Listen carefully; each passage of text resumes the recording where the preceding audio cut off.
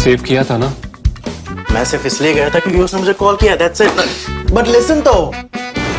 Save it for someone else. जिंदगी में save करना जरूरी है, मगर जब बात पैसों की हो, सिर्फ सेविंग से काम नहीं चलेगा। इक्विटी म्यूचुअल फंड्स में इन्वेस्ट कीजिए और अपने सेविंग्स को आगे बढ़ने का मौका दीजिए। Mutual fund investments are subject to market risks. Read all scheme-related documents carefully. Let me try and lay out an oversimplified version of the plot for you. Imagine a bench under the Chief Justice of the Supreme Court is hearing a case, a very important case, in which the central government of the day has a life and death stake. It's also a case where similarly the opposition or the main opposition has a life and death stake. While the case is going on, and that's a case that's divided the country, while the case is going on and everybody's eyes are on the bench, the mother-in-law of the Chief Justice is recorded having a conversation with the phone with the wife of the top lawyer representing the opposition side. And both of them are discussing and wishing and also praying.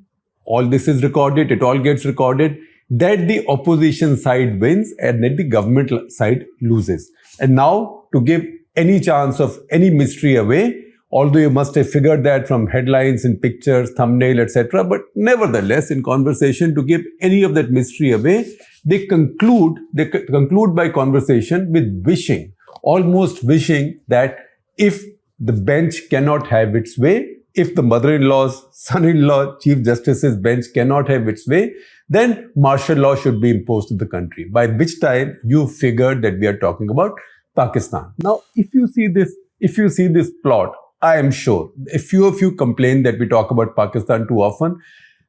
Maybe even you will not complain, because this kind of dramatic plot, I am sorry, howsoever colorful our politics may be, and howsoever interesting our judiciary may be, they make a lot of headlines through obiter dicta, other orders, also try and walk into the areas of the executive, try and wade into the areas of cricket, football, etc., etc. But something like this, neither Indian politics can produce, nor Indian judiciary can produce. So this has happened in Pakistan's judiciary. So first of all, see this conversation. This has been reported by many Pakistani newspapers and media channels. So that conversation audio has been running. I will share a link of the story from the news, the Pakistani publication, with you, so you can hear the conversation. It's in Urdu, bits of it are patchy, but you can figure out what it is. But we have it transcripts. This is a conversation between Mahajabi Noon, who's the mother-in-law of Chief Justice of Pakistan, Umar Ata Bandial, and the PTI. PTI is Pakistan Tehreek-e-Insaf, Imran Khan's party. His lawyer, Tariq Rahim's wife, Rafia Tariq. So this is a conversation between Mahajabi Noon, the mother-in-law, and Rafia Tariq, the PTI senior most lawyer's wife. So here is how it begins. Mahajabi Noon says, "Hello Rafia, what is going to happen? I've been praying for Umar." Umar is the first name of Ata Bandial, the Chief Justice of Pakistan, her son-in-law. "I've been praying for Umar since last night." Logical for a mother-in-law to pray for her son-in-law. "I've been praying for Umar since last night. I can't tell you how much I've been praying since the morning." Now the top lawyer, and this is the top opposition lawyer's wife says, "I have told people as well and sent messages to Umar being the Chief Justice of Pakistan." So the wife of the lawyer from the opposition side, who's a litigant in the court with life and death interest, as does the government, his wife is saying that I also sent a message to the Chief Justice of Pakistan, who's sitting on this bench, who's heading this bench. Rafia Tariq says, "I have told people as well and sent a message to Umar, the Chief Justice of Pakistan. I said that you were present at the Lahore rally." So she's now telling the mother-in-law that I told the Chief Justice, your son-in-law, that you were present at the Lahore rally. Now, just because somebody's Chief Justice's mother-in-law, it doesn't bar you from participating in political activity. You can have your own views. But in this case, it is the lawyer's wife from one side, the main lawyer's wife from one side, saying that I reminded your son-in-law, the Chief Justice of Pakistan, who's heading this bench, that you were in the Lahore rally. What was the Lahore rally? That was Imran Khan's rally, the PTI rally. He said, you were present at the Lahore rally. There were hundreds and thousands of people. Similarly, there are hundreds and thousands of people in every city, and you just try to estimate how much the world is praying for you right now. So this is the wife of the lawyer from one side, the wife of one of the litigants, in this case Imran Khan. She is telling the Chief Justice, she claims, this is she talking. This is not the Chief Justice talking, this is she talking. She says, and you just try to estimate how much the world is praying for you, that is praying for the Chief Justice, which will increase your strength and your safety. So just think about it. Think about it. A Chief Justice of a country, right? And it's quite a strong Supreme Court. Chief Justice of a country is actually having a conversation with the wife of the lawyer of one of the main litigants, right? This is her claim. I will keep qualifying it. And she's saying, don't worry, have strength. Look at the crowds in Imran Khan's rallies. That'll be your strength and that'll be your safety. After that, there is something that we can't hear. And Rafia Tariq again says, no, his safety is a must. So I presume that mother-in-law would have said something, don't worry about this or something. So she says, no, his safety is a must. Again comes the mother-in-law, Mahjabeen Noon. Oh, and both are saying we are praying. So Mahjabeen Noon says, I am praying to weaken them and strengthen them. That means obviously strengthen her son-in-law's side and weaken the government side. And Rafia then says, and this is in Urdu, so it's more colorful when it's spoken in Urdu. She says, may Allah make the others blind. Others in this case can only be the government side. May Allah make the others blind. All this is translated as in the news. I'm not translating it. I've heard the Urdu version, and I think it's a fairly accurate translation. You can hear that. You can hear it also. So she says, may Allah make the others blind. That is what I'm saying. They are traitors of this country. Look at the way they are doing it. Then says Mahjabeen Noon, the mother-in-law, exactly. Now they are saying, why has he got the authority to do it? And then Rafia Tariq, the top lawyer's wife, the top opposition lawyer's wife says, no. What's the question here? Why is Mahjabeen Noon, the mother-in-law, saying exactly, but now they are saying, why has he got the authority to do it? What's she talking about? She's talking about the power of the Chief Justice of Pakistan to take cognizance of a particular situation, that is the dissolution of two state assemblies, Punjab, which is the biggest province in Pakistan, more than half of Pakistan, and Khyber Pakhtunkhwa. These were the two provinces that Imran Khan's party had been ruling. Those two chief ministers were forced to resign simply because the other side came to power in the federal government or the central government. And those chief ministers, while resigning, made a recommendation to their respective governors to dissolve the assemblies. I will tell you a bit more detail in a minute. It is that the Chief Justice took suo motu notice of. Nobody went to them and he said, what the hell is going on? And he constituted a bench, then another bench, another bench, that drama I will come to. That's the reason I told you this is a lot more fun. It's a lot more interesting and also a lot more cluttered than anything to do with the Indian judiciary and Indian judiciary political interface could be. In these areas, Pakistanis beat us hollow completely. Also, in sense of humor, in their ability to laugh at themselves. But this in particular is such a fascinating story. So she says, Mahjabeen says, the mother-in-law, exactly. But now they are saying, why has he got the authority to do it? That is to get into this case suo motu. Then Rafia Tariq says, the opposition lawyer's wife, no.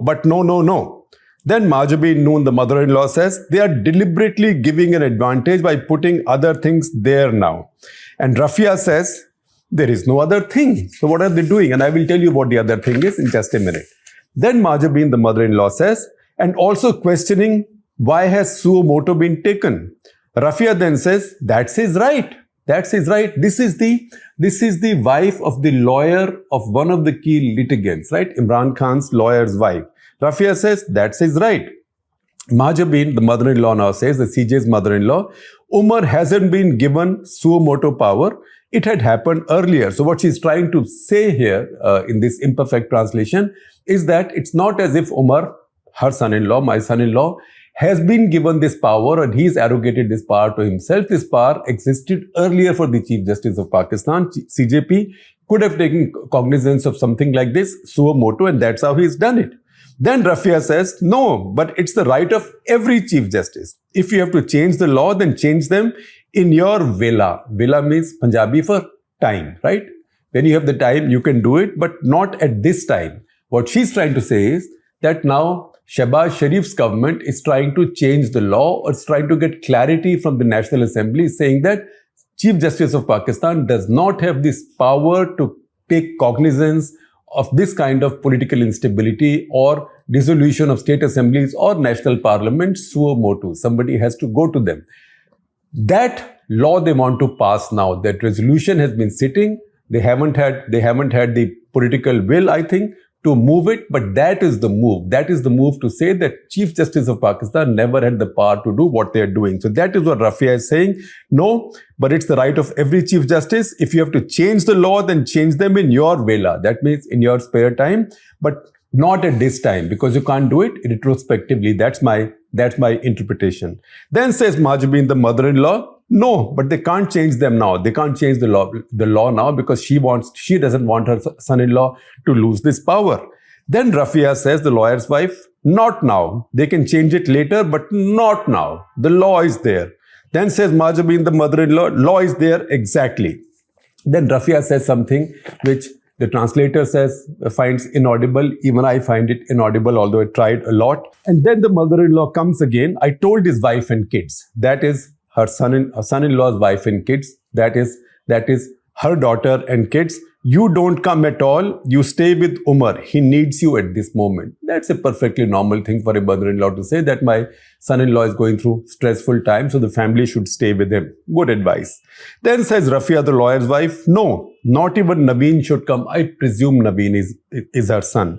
Not even Naveen should come. And I have told Iman that beta stay with Abba all the time. So what she's saying is that she's told her children to stay with her husband all the time because he's also going through stress and he also is dealing with this case from the other side. And the mother-in-law says, yeah, exactly. Then comes the most juicy point, the juiciest point. Rafia now says, the lawyer's wife, at night. She says it 3 times. At night, I sent something to both of them, him and Munib. Munib, I can only guess, is one of the judges on the bench because one of the judges on the bench is Munib. I will just give you the full names. So she said, I sent something to both of them, him and Munib. You know what he sent me back? I presume the Chief Justice of Pakistan sent a reply back to her. The face that you make while biting the tongue. He was telling me to be careful. And she says, in fact, in Urdu, she says, "Usne pata hai kaisa meme bheja mere ko?" Which shows what happens, the kind of face you make when you bite your tongue. And she interprets that to mean, he was telling me to be careful. Why should I be careful? Why? And then says the mother-in-law, may the elections will be held at the earliest. That is the nub of the matter because Imran Khan wants elections held at the earliest because he knows that if elections are held today, he will sweep them. And that is what Shehbaz Sharif's government doesn't want for obvious reasons. And that's what the powers that be, which in case is the army chief, General Asim Munir, also doesn't want because nobody wants, they also don't want Imran Khan to come into power. Their situation with Imran Khan is very similar to what many other armed forces and set establishments and deep states faced, say in Egypt, Algeria, countries like that. When the Arab Spring ushered in democracy and elections, and that in turn put in power parties like Muslim Brotherhood or Islamists of various kinds that the deep state did not like. That is the worry that the Pakistani deep state also has. So for once, Pakistani deep state and the current elected government are on the same side. And Imran Khan, as I have written in several installments of national interest, he has become for the first time a mainstream politician to challenge the Pakistani army and to be stronger, to look stronger than them, at least on the street, because he's got street power, which Pakistani army does not know how to deal with. Then Rafia comes back. Rafia says, the lawyer's wife, elections. See if they don't happen, then assume they will be martial law. PDM government cannot stay. That's it. So she says elections should happen, will happen. If elections don't happen, they will be martial law because PDM government. PDM is the coalition headed by Shahbaz Sharif right now, which heads this government. That is him, the Bhutto family's party, PPP, and many other parties. So she says this government cannot last because she means that this government is not legitimate, does not have the support of the people or parliament. And she says either there'll be elections or this government cannot last. There will be martial law. So you should assume there'll be martial law. Then says Mazhabin, the mother-in-law, they are not even ready to impose martial law. That's almost said with a sense of regret. This is the Chief Justice of Pakistan's mother-in-law. And then Rafia replies, they are ready. Right? Now, look at this conversation. This conversation tells you a very complex story. And I will now try to simplify that story for you in the next 5 minutes.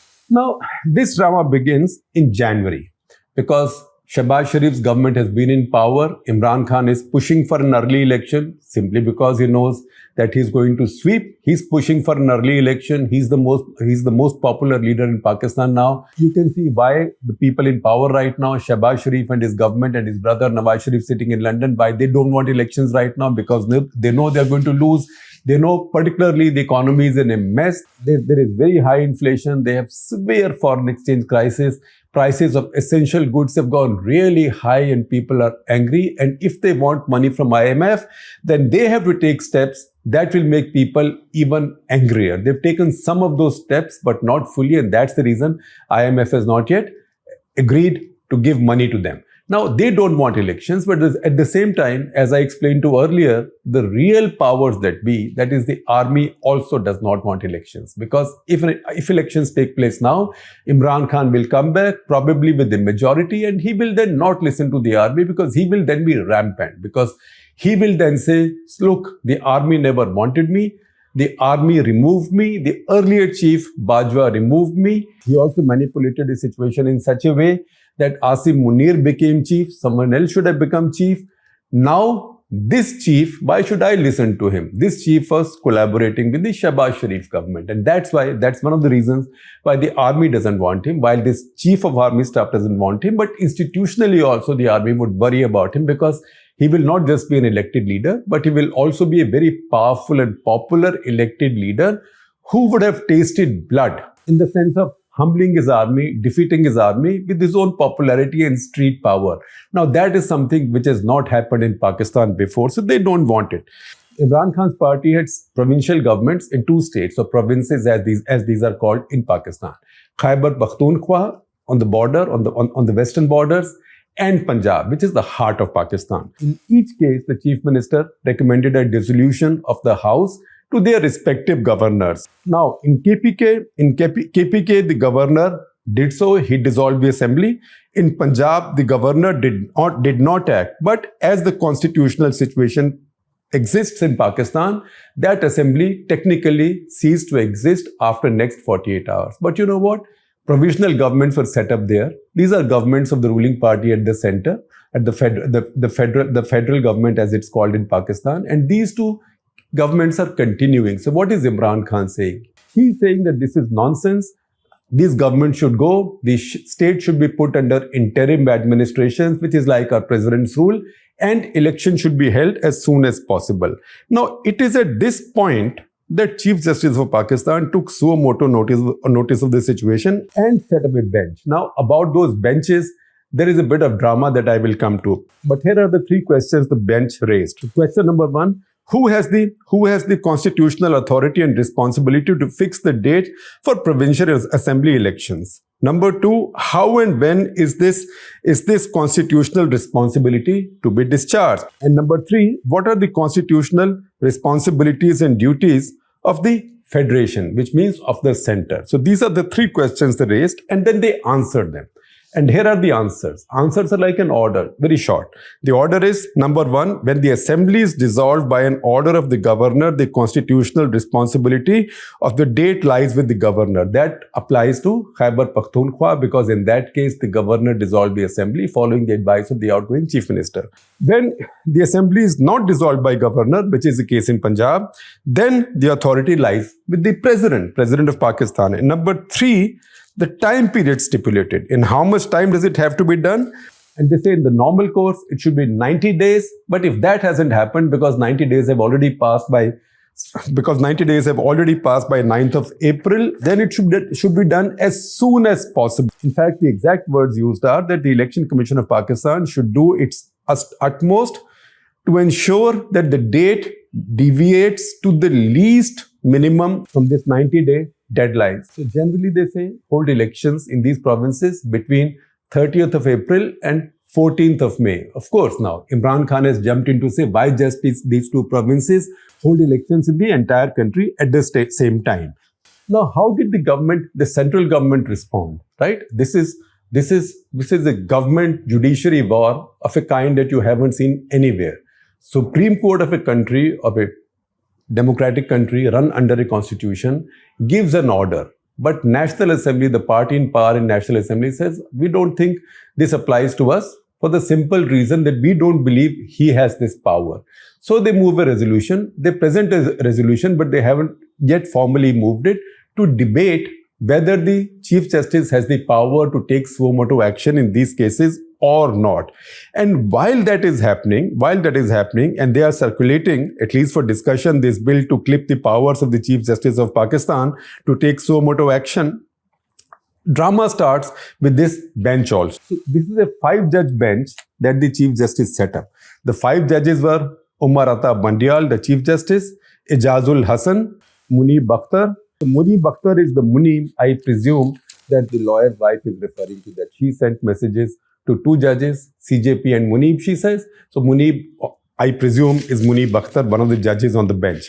So Umar Ata Bandial, the Chief Justice, Ijazul Hasan, Munib Bakhtar, Aminuddin Khan, Jamal Mandokhel. Now, Aminuddin Khan on March 31 recuses himself, and then Jamal Khan Mandokhel recuses himself on April 1. So what is a 5-judge bench becomes a 3-judge bench. Now, we don't know clearly yet why Jamal Khan Mandokhel recused himself, but we have a sense of why did Aminuddin Khan recuse himself. Because while this was going on, Justice Qazi Faiz Issa, who is the second senior most judge, who will be the Chief Justice of Pakistan mid-September, because 17th of September, Chief Justice Bandial's term will end. He will retire when he turns 65. That is when Qazi Faiz Issa, Justice Qazi Faiz Issa, will become the Chief Justice of Pakistan. On March 29, he constituted a separate bench of 3 judges, that is himself, Qazi Faiz Issa, Shahid Wahid, and Aminuddin Khan. And that, with the majority of 2:1, said that the Chief Justice did not have the power to take this suo motu action. So one bench of the Supreme Court is now calling the other bench's action unconstitutional, never mind the fact that the other bench is actually headed by a Chief Justice. So what? Chief Justice is only first among the equals. That seems to be the point. Now, this was a 2-1 order. So who's the judge who dissented? That is Justice Aminuddin Khan. So because he had dissented on this bench, the next day he recused himself from the CJ's bench. So CJ's 5-judge bench now became a 3-judge bench, because again the following day, March 31, Aminuddin Khan recused himself. April 1, Jamal Khan Mandokhel recused himself. Now this became a 3-judge bench. As it becomes a 3-judge bench, they decided to go ahead with the case anyway. And they give their orders. That order, the main elements of the order I read out to you. So this 3-judge bench now, or what survived of a 5-judge bench, on 4th of April gave the order from which I gave you the highlights. But this is not where the drama ends. This drama carries on. The drama carries on in the National Assembly, because the government must fight. Because the government doesn't fight, there will be an election soon and the government will lose quite easily. So who do they field? They field none else than Qazi Faiz Issa, the second senior most judge, who will be the next Chief Justice of Pakistan in September. So he comes to Pakistan's National Assembly and addresses the House. And you know what? Where does he sit? He sits in the front row where the senior most members of National Assembly sit, or the MP sit. So he stands in the front row and he addresses the House with the Speaker in the chair, which means he addresses the Speaker. And he says in that speech that according to his understanding of the Constitution, Pakistani Constitution, the power to take suo motu action in these cases rests with the Supreme Court, not just with the Chief Justice of Pakistan individually. And Supreme Court in Pakistan has 17 judges. It's a 17-judge court. At the moment, they have 15 judges, it seems. But then the entire court has to decide. The CJP, the Chief Justice of Pakistan, cannot decide himself. Now, this is being said by the CJP's deputy in the National Assembly, which already is sitting on a bill to clip the CJP's powers. Now, before I let you go, I will tell you one more touching aspect of this controversy. Now, one of the excuses that the Election Commission of Pakistan came up with for not holding these elections, also the government of Pakistan came up with that excuse, was to say we don't have the money. We are broke. If we are so broke, how can we hold elections? Now, Imran Khan has said in the same statement, the same interview that I am sharing with you, he has said, so where is the guarantee that in October we'll be less broke? Chances are we may be even more broke. So hold the elections now, right?